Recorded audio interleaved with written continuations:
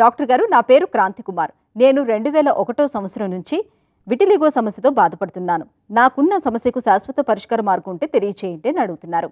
ఈ ప్రశ్నకు డాక్టర్ గారి సమాధానం ఇప్పుడు తెలుసుకుందాం.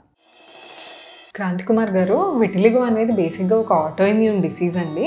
శాశ్వత పరిష్కారం ఇన్ ద సెన్స్ మనకి ఇనీషియల్ స్టేజెస్లో అది పెరుగుతున్నప్పుడు దాన్ని ట్రీట్ చేస్తే కొద్దిగా అది పెరగడం అనేది తగ్గడం జరుగుతుంది. దాంతోపాటు ఉన్న వాటిని కొంచెం ఫాస్ట్గా ఇంప్రూవ్ చేయొచ్చు. బట్ ఇప్పుడు ఆల్మోస్ట్ 2001 అంటే 20 ఇయర్స్ పైన అయిపోయింది. ఈ 20 ఇయర్స్లో మీకు అది స్టేబుల్గా ఉందా అంటే ఒక ఎక్స్టెంట్ వరకు పెరిగి అది ఆగిపోయిందా, లేదు అంటే ఇంకా పెరుగుతూనే ఉందా, లేదు కొన్నాళ్ళు పెరిగి తగ్గి మళ్ళీ పెరగడం అలా జరుగుతుందా. సో ఆ విటిలిగో యొక్క యాక్టివిటీని బట్టి మన ట్రీట్మెంట్ ఉంటుంది.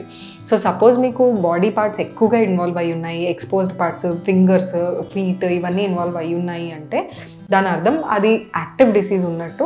అండ్ దాన్ని తగ్గించడం కూడా కొంతవరకు కష్టమవుతుంది అండ్ ఎక్కువ మెడికేషన్ కూడా అవసరం అవుతుంది. సో ఫస్ట్ మనం విటిలిగో యొక్క యాక్టివిటీ అది పెరుగుతుందా స్టేబుల్గా ఉందా చూసుకోవాలి.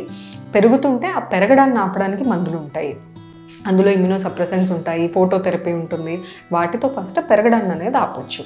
సో వన్స్ పెరగడాన్ని ఆపాక ఉన్న ప్యాచెస్లో మళ్ళీ కలర్ రావాలి అంటే దానికి కూడా ఫోటోథెరపీతో పాటు మీకు ఎంత ఎక్కువ ఉంది అనే దాన్ని బట్టి కొంతవరకు ఇది ఓరల్ ఫోటోథెరపీ ఉంటుంది, అంటే మనం ట్యాబ్లెట్ వేసుకొని ఎండలో కూర్చునే ఒక థెరపీ ఉంటుంది.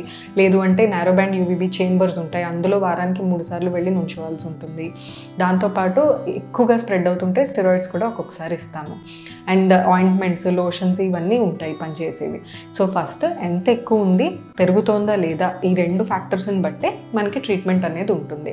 బట్ పర్మనెంట్ అనేది ఆటోఇమ్యూన్ డిసీజెస్లో మనం చెప్పలేమండి. అది మీరు యాక్సెప్ట్ చేసుకొని దాన్ని బట్టి ఒకసారి డర్మటాలజిస్ట్ని కలిసి ట్రీట్మెంట్ తీసుకోండి.